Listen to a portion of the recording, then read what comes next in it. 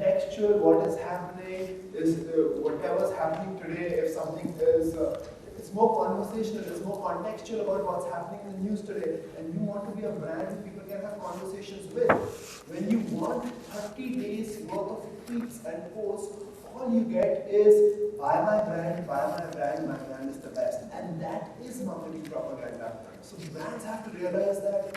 Do not ask your agency for that. Give them some freedom if you're working with them. I think if a brand has the bandwidth and has a team that is passionate enough to engage at appropriate levels on social media, I think it's awesome. Because in reality, you guys are the stewards for your brand. And I think the team that is working within a brand has the responsibility to kind of propagate that. That being said, bandwidth issues exist within corporations, within companies. And I think that when agencies align themselves, whether it's JBT or Hangama, we sit for months and work very, very closely together, create guidelines, create an actual toolbook that agency and brand work together so when something does happen, there's an immediate reaction as opposed to phone calls in the middle of the night and a bit of chaos. But at the same time, even if there is bandwidth, I still think that we are talking about creativity.